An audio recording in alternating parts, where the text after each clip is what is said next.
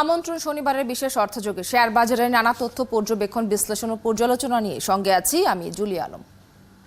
দর্শক, ঈদের পর বাজার ভালো হওয়ার আশা নিরাশায় পরিণত হচ্ছে। উল্টো 3 বছরের সর্বনিম্নে নেমে গেছে পুঁজিবাজারের বেঞ্চমার্ক ডিএসএক্স সূচক।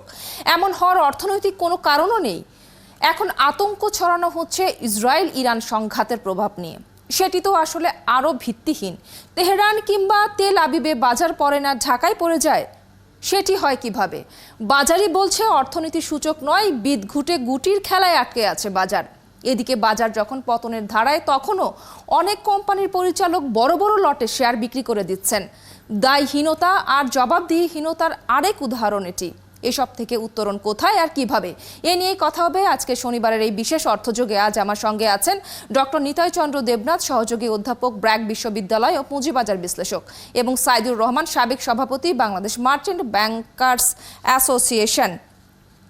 দুজনকে স্বাগত এবং ধন্যবাদ জানাচ্ছি যুক্ত হবার জন্য আজকে এবং আমাদেরকে সময় দেওয়ার জন্য। সাইদুর রহমান, শুরুতেই আপনার কাছে আমি প্রথম প্রশ্নটি নিয়ে আসতে চাই। সেটি হচ্ছে, বৃহস্পতিবার আমরা যেটি দেখলাম যে ডিএসএ প্রধান সূচক ডিএসইএক্স, এটি আবার 35 মাস বা প্রায় 3 বছরের সর্বনিম্নে নেমে গেছে সূচক। এদিন 77 পয়েন্টের মতো সূচক হারিয়েছে বা প্রায় 1.5% মতো সূচক কমেছে। আসলে শুধু বৃহস্পতিবারই নয়, প্রায় প্রতিদিনই আমরা দেখছি যে এই পতনের খেলা। আসলে এমন দুর্দশা দীর্ঘদিন ধরে বিনিয়োগকারীরা দেখছেন। একটু শুরুতেই জানতে চাইবো আপনার কাছে যে দীর্ঘ সময় ধরে আসলে এমন মন্দার কি কারণ?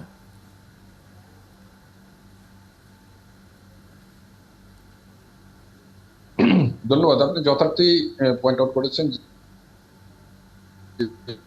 আসলে আমরা দীর্ঘদিন যাবত এই পতনের বৃত্তের মধ্যে দেখেন, পুঁজিবাজার হলো আমাদের বিনিয়োগকারীদের অংশগ্রহণের আচরণের বহিঃপ্রকাশ। আমি একজন বিনিয়োগকারী হিসেবে আমার কাছে মনে হচ্ছে যে আমরা অনেক ক্ষেত্রে হয়তো বা সঠিক সিদ্ধান্ত নিতে পারছি না, কারণ আমাদের অর্থনীতির আকৃতি বা অন্যান্য অ্যাক্টিভিটিস এর সাথে আমাদের পুঁজিবাজারের কোনো মিল নেই। পুঁজিবাজার আমাদের জিডিপির 15-16% বেশি নয়, কিন্তু আমরা যদি পার্শ্ববর্তী দেশগুলোতেও দেখি তাদের GDP to market cap ratio অনেক হাই। আমাদের মার্কেটের এখন আপনার পি রেশিও 12 বা 13-র মধ্যে ঘুরপাক খাচ্ছে। পার্শ্ববর্তী দেশগুলোর দিকে যদি তাকাই, সেখানে পি রেশিও অনেক হাই। ইন্ডিয়াতে সম্ভবত 22 বা 23 আছে। তো এখন আমরা কেন সঠিক বিনিয়োগ সিদ্ধান্ত নিতে পারছি না, সেটা আমাদেরকেই ভাবতে হবে আগে। এখানে যে অন্যের সহযোগিতায় খুব বেশি কিছু ঘটবে সেই বিষয়টা কিন্তু আমি নিজে মনে করতে চাচ্ছি না। আসলে সঠিক বিনিয়োগ সিদ্ধান্ত বলতে, সাইদুর রহমান, সঠিক বিনিয়োগ সিদ্ধান্ত বলতে আপনি আসলে কি বোঝাচ্ছেন, যদি আরেকটু পরিষ্কার করে বলেন? না, আমরা সঠিক, আমরা হয়তো যখন বিক্রি করার প্রয়োজন তখন হয়তো বাই করতে যাচ্ছি, যখন হয়তো বাই করার সময় তখন হয়তো বিক্রি করছি। আমরা আতঙ্কিত হচ্ছি, আমরা সঠিক তথ্য উপাত্ত বিশ্লেষণ করতে পারছি না, সঠিক ইনফরমেশন নিচ্ছি না, বিনিয়োগ ডিসিশন নিচ্ছি না। যেখানে 12-13 পি রেশিওতে মার্কেট চলে, সেখানে কেন প্রতিদিন 70-80 পয়েন্ট বা 50 পয়েন্ট পড়ে যাবে? দেশের অর্থনীতিতে কি? এবং আপনি একটি পয়েন্ট কোটো করেছেন যে একটি উদ্ভুত রেফারেন্স আমরা টানছি, ইরাক এবং ইসরায়েলের যুদ্ধের ইস্যু। সেটা ইরাক আসলে এই ইস্যুটা কারা টানছে সাইদুর রহমান? এই ইস্যুটা, এই একটা ভিত্তিহীন গুজব বা এই ভিত্তিহীন কথা আসলে কারা টানছে, এই বিষয়টি নিয়ে আমি আরেকটু কথা বলতে চাইবো। আপনি আছেন আমার সঙ্গে সাইদুর রহমান। আমি একটু ফিরতে চাই ডক্টর নিতাই চন্দ্র দেবনাথ, একটু আপনার কাছ থেকে আপনার মন্তব্য শুনতে চাইবো। আসলে পুঁজিবাজারের যে অবস্থা বর্তমানে আমরা দেখছি, আসলে একটু জানতে চাইবো যে মন্দা কি আসলে স্থায়ী হয়ে গেল? ঈদের পর বাজার ঘুরে দাঁড়াবে এমন আশার কথা আসলে অনেকেই বলেছিল, কি হলো আসলে? বরং উল্টো খারাপের দিকে যাচ্ছে বাজার মনে হচ্ছে। এখন উপায় কি বিনিয়োগকারীদের?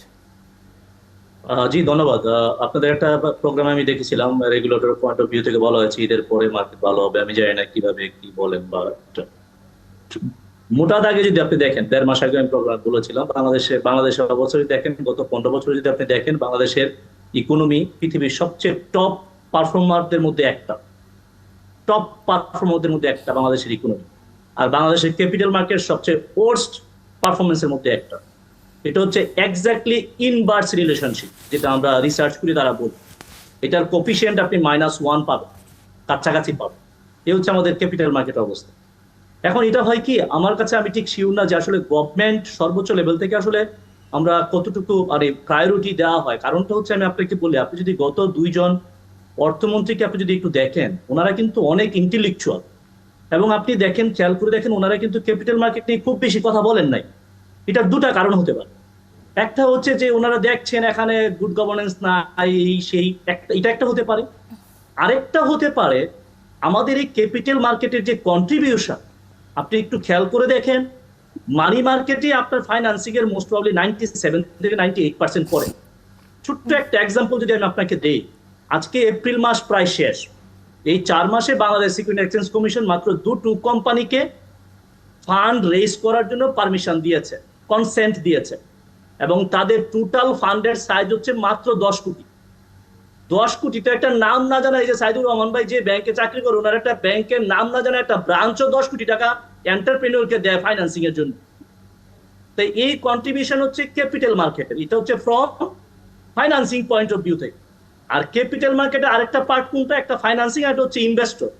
ইনভেস্টর এখানে যে অবস্থাটা আছে 17 লাখের মতো আছে। একটা জিনিস আমি আপনাকে বলে রাখি, 2010 থেকে 2024 পর্যন্ত প্রায় 54 লাখ ডিও অ্যাকাউন্ট ক্লোজ হয়েছে সিডিবিএল ডাটা অনুযায়ী। এর মধ্যে মেজর সংখ্যাটাই হয়তোবা ওই যারা 100-200 বিও অ্যাকাউন্ট করেছে আইপিওর জন্য, ওটা তো বন্ধ হয়েছে। তাহলে এই 17 লাখের মধ্যে অ্যাক্টিভ বিও হোল্ডার অনেকের 1-2টা অ্যাকাউন্ট থাকে, 5 থেকে 6 লাখ আছে। তারপরে আমি সরকারের কাছে আমি আপিল করব, কারণ হচ্ছে এই ক্ষুদ্র বিনিয়োগকারীরা, মানে আপনি যদি একটা ব্রোকারেজে যান বা যেহেতু কাজ করি করি, আপনি মানুষের যে কি অবস্থা একদম শেষ হয়ে যাচ্ছে, মানে দিশেহারা বললেও বোধহয় এখানে কম হয়ে যাবে। জি, বাংলাদেশের একটা ক্যাপিটাল মার্কেট এই অবস্থা হয় যে 4-5 জন মানুষ, 10-12 জন মানুষ এখান থেকে পয়সা নিবে, প্রফিট করবে, আর আমরা এখানে সব ইনভেস্টর যারা আছে, মার্জিনাল ইনভেস্টর, আপনি চিন্তা করতে পারবেন না তাদের অবস্থাটা কি। এবং যারা এটা ফুল টাইম করে, খুবই খারাপ অবস্থায় আছে, খুবই খারাপ অবস্থায় আছে, আমরা বুঝতেই পারি এবং অনেকের সাথে কথাও হয়। আপনি আছেন আমার সঙ্গে নিতাই চন্দ্র দেবনাথ। আসলে আমার একটা বিরতির সময় হয়ে গেছে, আমি একটু কথা বলবো বিরতির পরে আরো কিছু বিষয় নিয়ে। একটা বিরতি নিয়ে আবারও ফিরছি। সাইদুর রহমান, আপনি যে বিষয়টি আসলে তুলছিলেন, যে গুজব এখন আবার শুরু হয়েছে, ইরান ইসরায়েল যুদ্ধের গুজব বা সংঘাতের গুজব, আসলে এই ধরনের গুজব কারা ছড়ায়? সাইদুর রহমান, আপনার কাছে ফিরতে চাই। আসলে দুনিয়াতে যাই ঘটুক, রাশিয়া ইউক্রেন যুদ্ধ বা এখন ইসরায়েল ইরান যুদ্ধ, যেটাই বলেন না কেন, এসবেও বিশ্বের অনেক পুঁজিবাজার কিন্তু ভালো, কিন্তু শুধু আমাদের পুঁজিবাজারেই দেখা যায় যে বেহাল অবস্থা। ইরান ইসরায়েলে আক্রমণ করলো সেদিন, সেই দুই দেশের বাজারে তেমন পতন নেই, পতন হলো ঢাকায়। এর চেয়ে আসলে হাস্যকর আর অস্বাভাবিক কি হতে পারে? বলা হচ্ছে যে ইরান ইসরায়েল যুদ্ধ প্রভাব ফেলছে আর বিনিয়োগকারীরা এতে আতঙ্ক। এটা আসলে খুব লেম যুক্তি হয়ে গেল না? আসলে সমস্যাটা কোথায়? আর ইরান ইসরায়েল সংঘাতের অনেক আগে থেকেই তো আমাদের মার্কেটের অবস্থা বেহাল। সমস্যাটা আসলে কোথায় সাইদুর রহমান?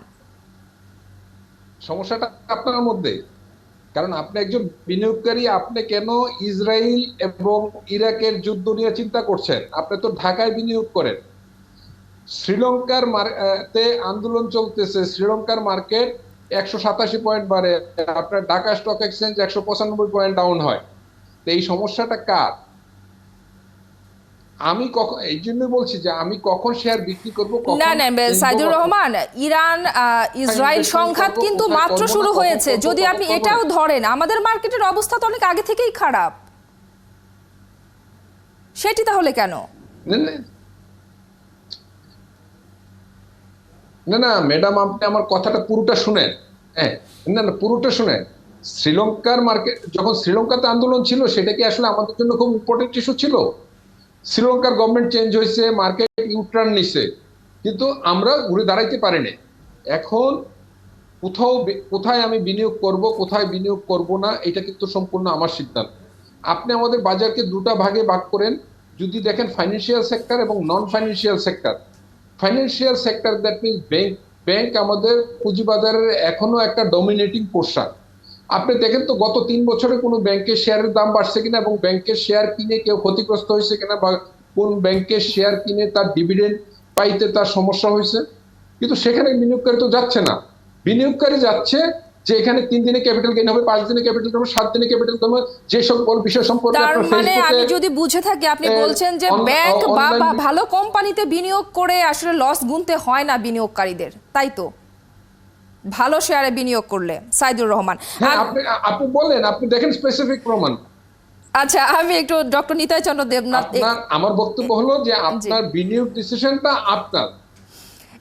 এই বিষয়টি নিয়ে আমি একটু ডক্টর না। নিতাই চন্দ্র দেবনাথ আপনার একটু মন্তব্য শুনতে চাইবো। আসলে না, একটু ভালো দেখেন, শেয়ার একটু দেখেন, বলবেন। ইরানের যুদ্ধ লেগেছে, আমি বিভিন্ন সোশ্যাল মিডিয়াতে পোস্ট দিয়েছি। ইরানের স্টক এক্সচেঞ্জের ইন্ডেক্স ছিল আজ থেকে 5 বছর আগে 1,20,000, আর গত দিন ইরানের স্টক এক্সচেঞ্জের ইন্ডেক্স ছিল 22 লাখ। দ্যাট মিনস 20 টাইমস, 20 গুণ বেড়েছে। ওখানে 1 কোটি টাকা ইনভেস্ট করলে 20 কোটি টাকা প্রফিট হয়েছে 5 বছরে। ওদের দেশে যুদ্ধ লেগেছে। আর আমাদের দেশে এগুলো হচ্ছে কি, যারা শেয়ার সেল করে তারা রিউমার্ট ছড়ায়। রিউমার্ট ছড়ানো খুবই সহজ, মানুষের কাছে এডুকেশন নাই, মানুষ এগুলো বিশ্বাস করে। আমি আপনাকে একটা কথা বলি, শুনুন। আমি গত 20 বছর ধরে, 25 বছর ধরে মার্জার এন্ড অ্যাকুইজিশন পড়ালেখা করেছি, 20 বছর ধরে ইউনিভার্সিটিতে শিক্ষকতা করি, আমেরিকার একটা ভালো প্রতিষ্ঠানের ট্রেনিং নিয়ে আসি। আপনি কি একটা এক্সাম্পল দেখাতে পারবেন বাংলাদেশের মার্কেটে যেগুলো মার্জ হয়েছে? মার্জ মানে হচ্ছে কি, দুইটা কোম্পানি বেনিফিটেড হবে। দুইটা কোম্পানি বেনিফিট হয়েছে, আমি কোম্পানিগুলোর নাম এই সমস্ত জায়গায় বলতে চাই না। এমনও কোম্পানি দেখেছি যেখানে মার্জ হয়েছে, মার্জ হওয়ার প্রথম 3 বছর তার ইনকাম ছিল 23 লাখ, 24 লাখ, 25 লাখ, আর যে বছর মার্জ হবে এর আগের বছর সে প্রফিট দেখাচ্ছে 86 কোটি। এই যে আমার কাছে আছে স্টেটমেন্ট, 86 কোটি। তো এগুলো আমাদের মার্কেটে চলে, কারণ মানুষ এডুকেটেড না। মানুষ এডুকেটেড না। এখন অডিটর সাইন দিয়ে দেয়, এসএসসি কিছু করার নাই, অডিটর সাইন দিয়ে দেয়, ওইটাকে থেকে করতে অ্যামালগামেশন। আচ্ছা, ডক্টর নিতাই চন্দ্র দেবনাথ, আমি আসলে যেহেতু আমার হাতে সময় কম, কয়েকটি বিষয় নিয়ে একটু আসলে শুনতেই চাইবো আপনাদেরকে। সেটি হচ্ছে আসলে এই পতনের বাজারেও উদ্যোক্তা পরিচালকরা শেয়ার বিক্রি করেই যাচ্ছেন কিভাবে? আসলে এইটা যেখানে তাদের উল্টো শেয়ার কেনার কথা, বাজারকে সাপোর্ট দেওয়ার কথা, তা কিন্তু তারা করছেন না। আসলে এরকম সেল প্রেসারে সংশ্লিষ্ট কোম্পানিগুলোর শেয়ারের দাম একদমই তলানির দিকে এসে ঠেকছে, যার ফলে কোম্পানিগুলোর শেয়ার কিনে বিনিয়োগকারীরাই কিন্তু রীতিমতো ক্ষতিগ্রস্ত হচ্ছেন, দিশেহারা তারা। আসলে এ নিয়ে আপনি কি বলবেন? না, কোম্পানির মালিক যদি শেয়ার সেল করতে চায়, আপনি তো ওখানে স্টপ করতে পারবেন না যদি 30%-এর উপরে তার কাছে শেয়ার থাকে। প্রশ্নটা হচ্ছে এই, তাহলে আপনাকে দেখতে হবে যে তার শেয়ার যদি সে মনে করে যেটা ওভার প্রাইস, সে এটা সেল করবে। বাট এখানে এটা আপনি বলতে পারেন যে মানবিক দৃষ্টিভঙ্গি থেকে এখন মার্কেট যে অবস্থায় আছে, ক্ষুদ্র বিনিয়োগকারী, যেটা আমি বললাম প্রথমে, যেটা বললাম, ওদের অবস্থা খুবই খারাপ। বাট এমনিতে আপনি কাউকে শেয়ার বাই সেল করতে আপনি আসলে স্টপ করতে পারেন না। কিন্তু আবার কিছু কিছু কোম্পানি শেয়ার হোল্ডাররা কিন্তু শেয়ার কিনেছে। আপনি স্কয়ার ফার্মার কথা যদি দেখেন, তাহলে কিন্তু ওনারা কিন্তু গত বছর কিন্তু শেয়ার কিনেছে। তো এটাই হচ্ছে সাইদুর ভাই যেটা বলেছে, যে ভালো কোম্পানি, খারাপ কোম্পানি। ভালো কোম্পানি মালিকরা কিন্তু আপনি দেখেন শেয়ার যদি কোনো রেগুলেটরি কোনো প্রয়োজন না হয়, শেয়ার কিন্তু ওনারা কি করে না, সেল করেন।